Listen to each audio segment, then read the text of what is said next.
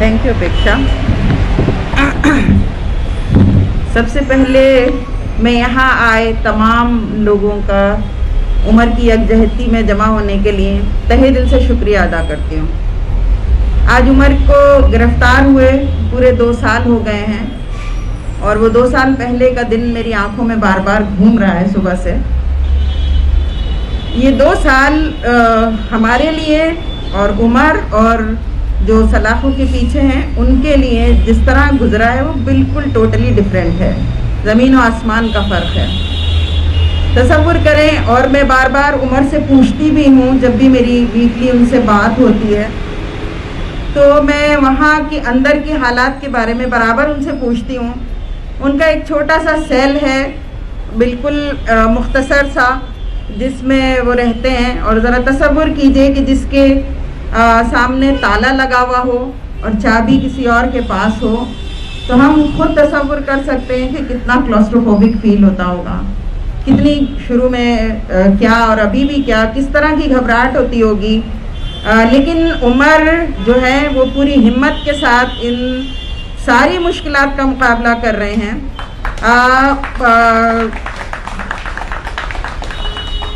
जितने legal aspect हैं, जो उनके खिलाफ FIR है, जो चार्जेस हैं, वो हम अभी सुन भी चुके हैं और हम सबको मालूम है। लेकिन जब मेरी बात उनसे होती है तो जो पर्सनली मैं जो मेरी उनसे गुफ्तगू है, मैं चाह रही थी कि वो कुछ आपके सामने रखूं। मैं अक्सर व बेशतर उनसे पूछती हूँ कि क्या खाया, हालांकि उमर के दोस्त सभी जानते हैं कि उमर को खाने पीने का कोई शौक़ नहीं है, लेकिन जाहिर है कि वो जेल का जो खाना है उससे दिल दुखता है ये सुनकर के उन्होंने क्या खाया क्या नहीं खाया। कुछ महीने पहले कोर्ट में हेयरिंग थी और मैं उमर से मुलाकात के लिए गई थी और हस्बे मामूल मैंने उनसे यही सवाल किया कि कुछ खाकर आए थे, क्योंकि मुझे मालूम है कि उमर बहुत आसानी से कोई चीज़ खाना नहीं पसंद करते, जल्दी मतलब नहीं। तो कहने लगे कि नहीं, मैं जाने के बाद खा लूँगा। और उस दिन की हालत ऐसी थी कि उनको जेल से जिस गाड़ी में लाया जाता है, ट्रक या वैन, अब से 2 महीने पहले और ज़्यादा शिद्दत की गर्मी थी और उनको ये कहकर उसमें से उतारा नहीं गया था कि नीचे जहाँ रखा जाता है अदालत में वहाँ जगह नहीं है, और उसी में कई घंटे उसी के अंदर रखा गया था। वो ऐसा मौसम था कि गाड़ी में बैठते ही ये फील हो रहा है कि अभी AC काम ही नहीं कर रहा है। उस वक्त वो पूरा लोहे का समझिए जाल, जिसमें जो गाड़ी मैं इससे पहले हमेशा देखा करती थी, पुलिस की वैन, मुझे नहीं अंदाज़ा था कि जो पीछे का दरवाज़ा है उसमें दाखिल होने के बाद भी एक और दरवाज़ा है और उसके अंदर भी पार्टीशंस हैं जिनको लॉक करके अलग अलग उनको सेपरेट करके रखा जाता है। उस एक छोटी सी लोहे के जाल में जो तपती हुई धूप में वो गाड़ी खड़ी है, हम तसव्वुर कर सकते हैं क्या। और उमर मुसलसल जो वहाँ के पुलिसमैन थे उनसे ये रिक्वेस्ट कर रहे थे कि मुझे अम्मी से मिलने दिया जाए, जैसा कि हमेशा वहाँ पर एक तरीक़ा है, मिलाया जाता है। उमर ने वो छोटी छोटी जालियों में से अपनी उंगली निकाली और मैंने उसकी उंगली को टच किया और पुलिस वाला हंसकर बोला, हो गई मुलाकात, ये काफ़ी है। लेकिन बहरहाल ये हम सब समझ सकते हैं कि जेल में जिस तरह की दुश्वारियाँ तकलीफ़ें हो सकती हैं। सर्दियों में उसने एक मर्तबा, हालांकि वो अपनी तकलीफ़ नहीं शेयर करता है, वो जब भी बात होती है फैमिली में भी और उसके दोस्त भी इस बात के गवाह हैं, वो एक बड़ी स्माइल के साथ हमारे सामने होता है। वो हमेशा यही कहता है कि नहीं, मैं बिल्कुल ठीक हूँ, आप परेशान ना हों।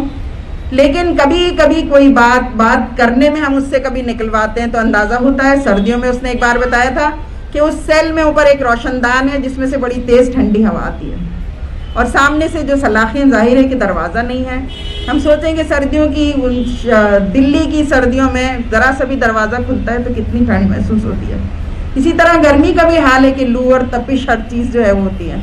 बरसात के दिनों में एक बार मुझे उमर ने बताया कि मेरी आँख खुली तो मेरे सामने मेंढक था खरवट, और जैसे ही मैंने देखा तो मेरे सीने पे भी एक मेंढक बैठा था, क्योंकि बाहर घास उग जाती है और बहुत सारे ऐसे होते हैं वो सब सेल में आ जाते हैं। तो बहरहाल बहुत सारी मुश्किलात हैं, बहुत सारी तकलीफ़ें हैं, लेकिन उसके बावजूद बहुत ही खूबसूरती से उमर ने उनको फेस किया है, बहुत ही हिम्मत के साथ उनको वो फेस कर रहे हैं। उमर हमेशा से बचपन से भी मैं कहूँ एक माँ होने की हैसियत से बहुत ही पोलाइट, बहुत काइंड बच्चा था, हमेशा से रहा। अभी भी उसका मिजाज वैसा ही है, लेकिन अपने उसूलों पर वो बहुत फर्म है। उसके में वो किसी तरह कोई कॉम्प्रोमाइज़ नहीं करना। वो काइंड है लेकिन अपने उसूलों के मामले में नहीं है। तो वो समझिए कि बचपन से जो होने वाले हालात थे, हालांकि उमर बहुत ब्राइट स्टूडेंट था अपने स्कूल में भी और उसके बाद भी बड़ी मतलब एजुकेशन में वो बहुत हमेशा से अच्छा रहा, अच्छा स्कोर किया, लेकिन उस वक्त से होने वाले हालात का उसने बहुत ज़्यादा असर कबूल किया। बचपन में ही बाबरी मस्जिद की शहादत का वाक़या, और फिर बड़े होने जब ग्रेजुएशन में था तो बटला हाउस एनकाउंटर, जिसने मैं समझती हूँ कि वो उसके लिए टर्निंग पॉइंट था। उससे पहले वो भी और लड़कों की तरह बहुत शौकीन भी था, ब्रांडेड कपड़े पहनने का शौक़ था और क्रिकेट का बहुत शौक़ था। लेकिन अब हम फैमिली दोस्त सब जानते हैं कि उमर बहुत ही सिंपल लाइफ गुजारने वाले हैं, उन्हें इन तमाम चीज़ों से कोई रग़बत नहीं है। और उन्होंने जो है उस वक्त से ही समझिए कि मज़लूमों के साथ खड़े होने का फ़ैसला किया। मैं बताना चाहती हूँ कि उमर के अपने पूरे और जितने कज़न्स हैं वो सब बहुत अच्छा कर रहे हैं, इस मानों में कि वो अच्छी पोस्ट पर हैं, कोई कनाडा है, कोई यूएस, कोई गल्फ़ कंट्रीज़ में है। और उमर का भी एक बहुत ब्राइट फ्यूचर हो सकता था, उमर भी एक बहुत अच्छी लाइफ गुजार सकते थे, लेकिन उमर ने इसको चूज़ किया। उन्होंने चूज़ किया कि वो मज़लूमों के साथ खड़े होंगे। उसने चूज़ किया कि वो जालिमों के ख़िलाफ़, जालिमों की आंखों में आंखें डालकर उनसे सवाल करेगा।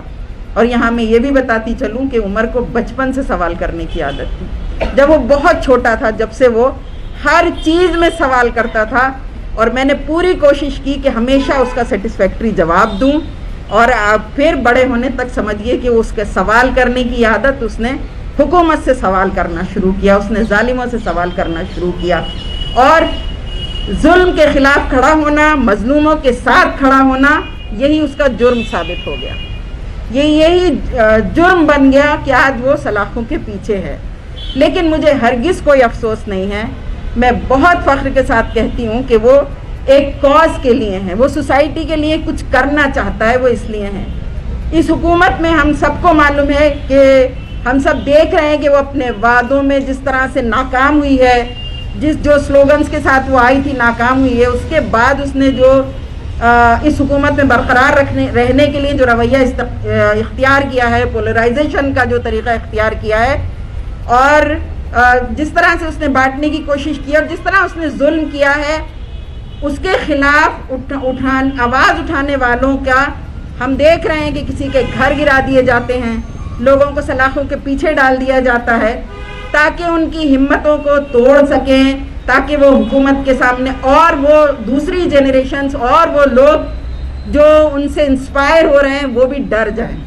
सिर्फ वही नहीं बल्कि उनसे इंस्पायर होने वाले लोग भी डर जाएं कि अगर हमने ये आवाज़ उठाई, अगर हमने हुकूमत के ख़िलाफ़ कुछ बोला तो हमारा भी अंजाम यही होगा। तो मैं इस वक्त यहाँ मौजूद लोगों से भी और इस प्लेटफॉर्म से हिंदुस्तान के हर नौजवान से ये बात कहना चाहती हूँ कि वो अपने दिल से डर को निकाल दें। वो अपने दिल से जिस दिन इस खौफ को निकाल देंगे, उस दिन उनके अंदर वो हिम्मत पैदा होगी कि वो जुल्म जालिमों के ख़िलाफ़ खड़े हो सकेंगे। और मुझे पूरी उम्मीद है कि जिस दिन हमारे अंदर ये हिम्मत आ जाएगी तो जुल्म की अंधेरी रात ख़त्म होगी और वो खूबसूरत सुबह ज़रूर आएगी। मैं तमाम लोगों का शुक्रिया भी अदा करती हूँ और ये भी कहना चाहती हूँ कि तमाम पॉलिटिकल प्रिजनर्स को न सिर्फ ये कि बेल दी जाए बल्कि उन पर से उन केसेस को ख़त्म किया जाए। मैं उन्हें क्या पेश करूँ सिवाय इसके कि मैं उमर और उसके उन तमाम वो लोगों को खड़े होकर सलाम पेश करना चाहती हूँ। Thank you.